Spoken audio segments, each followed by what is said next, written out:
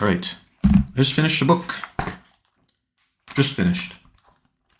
I just finished two books, actually. I'm going to combine them into this one because they're both topical. So I just finished Bertrand Russell's Analysis of Mind and the Bertrand Russell Philosophy in an Hour by Paul Strathern, which is a biography of Bertrand Russell.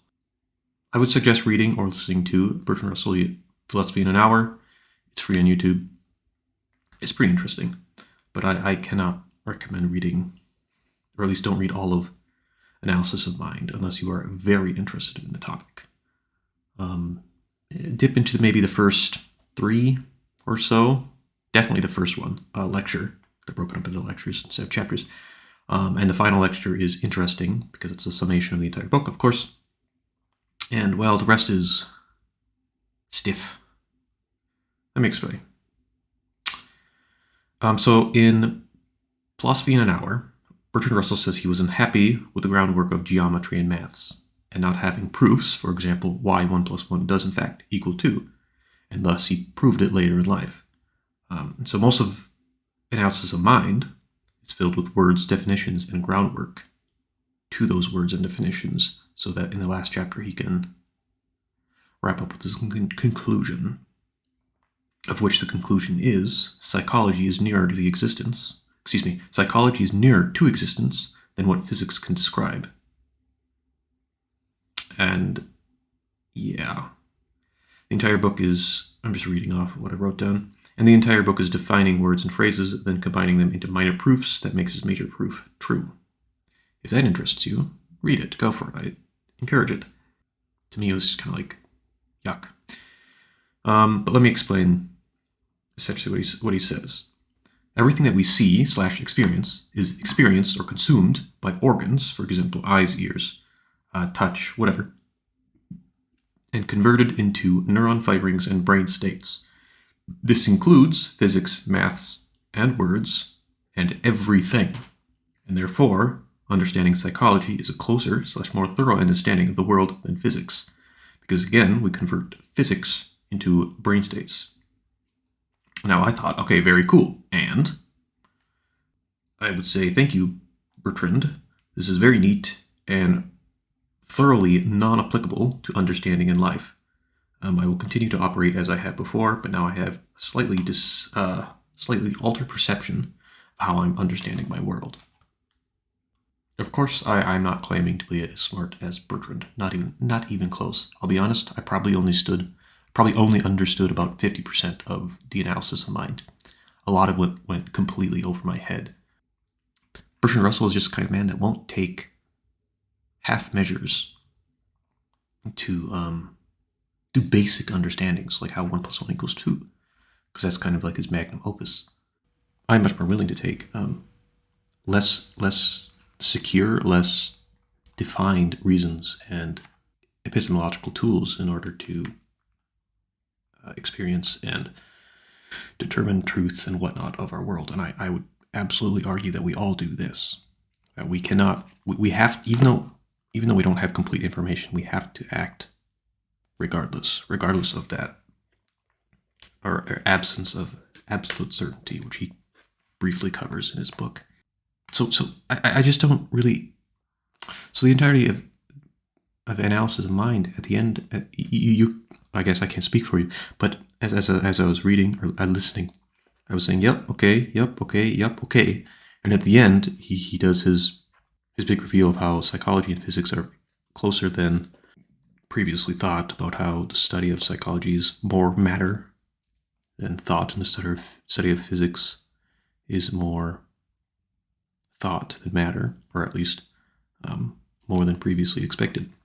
And although I might agree with the premise and with the conclusion, there's not much I can do or there's not much I can take away from this argument and from these proofs than just, okay, yes. I find that extremely frustrating, especially since Bertrand Russell is considered to be one of the more recent great minds of our age. I'm not going to be done with Bertrand. I have two more things I have. I have two more things I have. I have two more books by him I want to read. I have The Problems of Philosophy by Bertrand Russell, And the other one I've written down was A History of Western Philosophy by Bertrand Russell. So I'm going to read both of those. I'm going to read The Problems of Philosophy right now, actually, after I upload this and after I make some tea, because I like tea. Most of it wasn't interesting. I'm going to be honest. Like I said, it was just very, very dry definitions and stuff. I keep saying that, and I absolutely agree with that. But there is one bit that I took that I will use practically in my life. And I have already tried changing my behavior based off of it.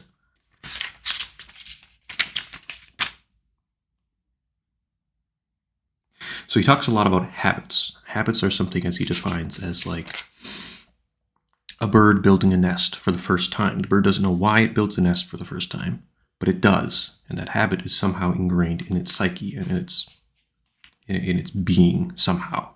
Even though it doesn't understand that the nest is for eggs, that the nest is for chicks, that the nest is for rearing those young, and then the nest is for continuation of its species. The bird doesn't know this. We know this because we can determine these things, but the bird doesn't. And those habits, he argues, are more common in all animals, including us humans. So he says, the discovery of knowing our own desires is examined the same way as if we were figuring out somebody else's. We examine our actions and infer what the desire might be. So, for example, why do we eat? He uses this example. We eat because we are hungry. Do we? Or is it that the juices and the brain states and whatnot and the neurons start firing in a way that we desire sustenance, and so we eat, and therefore we recognize that we are hungry. It's all very abstract, and it's very it's just kind of switching around definitions. Instead of saying we eat because we are hungry, it could be says we are hungry because we eat.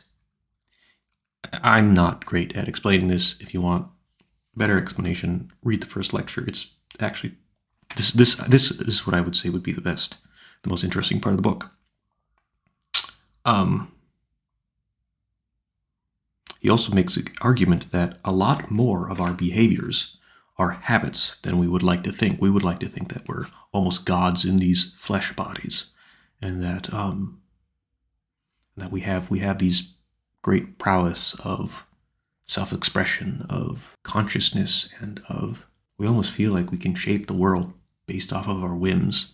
And the whims is what he's really focusing in on, whims or habits, as he says. So habits are, some of them are more easier to explain than others, like the habit of eating, the habit of sex, the habit of being thirsty or desiring warmth. It makes more sense on why we have these habits and why these are expressed, and they're expressed in ways of if we need warmth, we go seek it out. But is that a conscious decision by us, or is that our body? Let's say a fox. A fox desires shelter. So does that fox seek shelter because it's his desire, or is that the seeking of shelter more of a mechanical and more of a response to our brains squirting chemicals and firing neurons that kind of force us to seek shelter? Like I said, he suggests that a lot more of a lot more of our actions are habits than we would like to admit. So being angry, let's say I'll use me as an example. In my video games, sometimes I get angry, and I feel that I'm getting angry, and I do things like I frown, I furrow my brow, I go, and I do stuff like that. And is that a habit?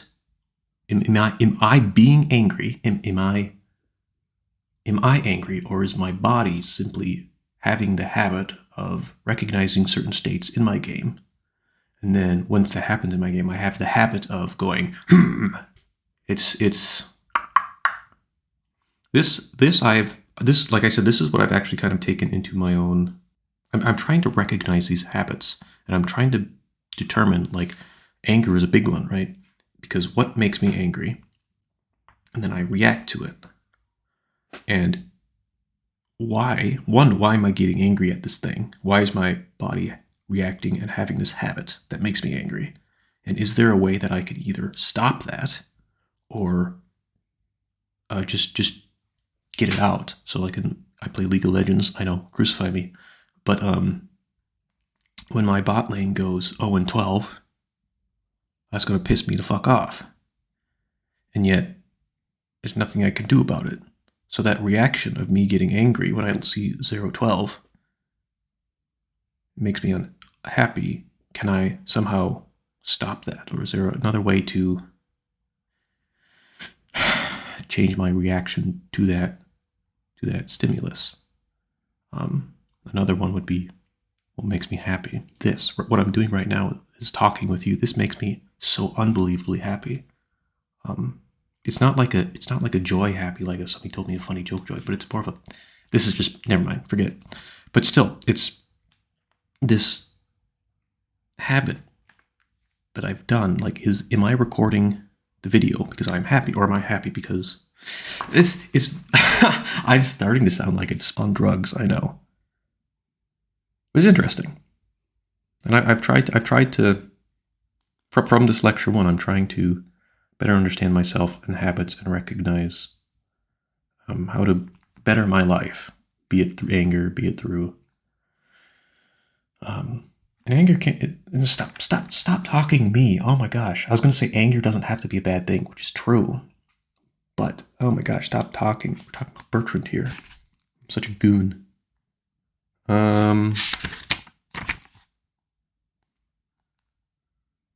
Oh, here, I wrote this down. I said, habits also reflect personality. How if I am presented with, say, an argument to... what's a bad example? Why did I write that down? Habits also reflect personality. So how if I am presented with an argument, or let's say tomatoes are gross, it would be my habit to disagree with it. But is that... like I said, is that my opinion, or is that my body's response? Okay, never mind. This is just a complete and utter tangent. I literally just talked about this. Let's see. Lecture 2, he goes into more kind of discussions of vital, mechanical, voluntary, and reflexes of, and defining these things. Like I said, most of it's just definitions, and then combining them. Definitions of words, definitions of phrases, what he means by phrases, and then combining them. And he just basically continues talking about what I just said. Lecture 3 goes over the animal examples that I was talking about. Yeah, and then he goes just deeper and deeper into his reasons. Yeah. You're better off reading a summary of it, I would say. Or somehow do be careful about that too, because you don't want to be told what to think. You don't want to be told what happened. You want to have somebody who's more objective. Now, I'm not claiming to be that objective person, because that's not for me to determine, but just do be careful. That's why I read a lot of these books, because I don't want to be told what's in it. I didn't want to be told what was in Presence of Mind. I wanted to know. So if you have that same feeling, read it. But if you don't care, and after reading, I would suggest that you shouldn't care and just get a summary somewhere. Anyways, that's about it. I'm going to go start the Problems of Philosophy and drink some tea.